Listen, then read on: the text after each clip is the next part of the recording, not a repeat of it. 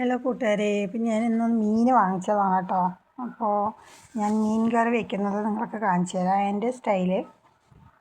അപ്പം നല്ല മത്തിയാണ്, കുഞ്ഞ മത്തിയാണ് കേട്ടോ. 2 വലുതേ ഉണ്ടായിരുന്നുള്ളൂ. ഞാൻ അതിനെയൊക്കെ ഒന്ന് വൃത്തിയാക്കിയതിന് ശേഷം ഞാൻ എന്നും മീൻ കറി വയ്ക്കുന്ന ഒരു പാത്രമുണ്ട്, മൺപാത്രം. അപ്പോൾ അത് വെച്ചു. അതിൽ കുറച്ച് വെളിച്ചെണ്ണ ഒഴിച്ചു. അതിൽ ഉലുവയും ചെറിയുള്ളി ഇട്ടു കേട്ടോ. ഞാനത് മാത്രമേ ഇടാറുള്ളൂ. പിന്നെ അതിലേക്ക് തേങ്ങ അരച്ചത് കലക്കി. തേങ്ങയിൽ നമ്മൾ ഇതേപോലെ ഉലുവയും ചെറിയുള്ളി മാത്രമേ ചേർക്കാറുള്ളൂ കേട്ടോ. തേങ്ങ ഒഴിച്ച മീൻ കറിയാണ്. അതിലേക്ക് നമുക്ക് ആവശ്യമുള്ള വാളംപുളി ഒഴിച്ചു. പാലക്കാട് പുളി എന്ന് പറഞ്ഞ വാളംപുളിയാണ് കേട്ടോ. പിന്നെ ആവശ്യത്തിന് മല്ലിപ്പൊടി ഇട്ടു, പിന്നെ മഞ്ഞൾപ്പൊടി ഇട്ടു, പിന്നെ അതിന് വേണ്ട മുളക് പൊടി ഇട്ടു, ഉപ്പിട്ടു.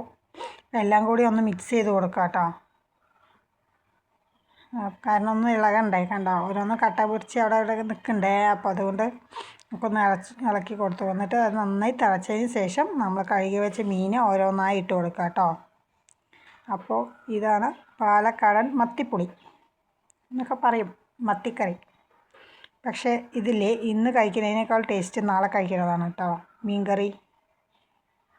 അപ്പോൾ ഞങ്ങളുടെ വീട്ടിൽ ഞാൻ എങ്ങനെയാണ് മീൻ കറി വയ്ക്കുക, അപ്പോൾ നിങ്ങളൊന്ന് ട്രൈ ചെയ്ത് നോക്കുക. നല്ല ടേസ്റ്റ് കേട്ടോ. അപ്പോൾ എൻ്റെ മീൻ കറി റെഡി ആയിട്ടുണ്ട്. അപ്പോൾ ഇഷ്ടമായാൽ ഞങ്ങളുടെ ചാനൽ സബ്സ്ക്രൈബ് ചെയ്യുക, ലൈക്ക് ചെയ്യുക, കമൻറ്റ് ചെയ്യുക. അപ്പോൾ നിങ്ങളെല്ലാവരും ഒന്ന് ട്രൈ ചെയ്ത് നോക്കുക കേട്ടോ. നല്ല ടേസ്റ്റാണ് മീൻ കറി.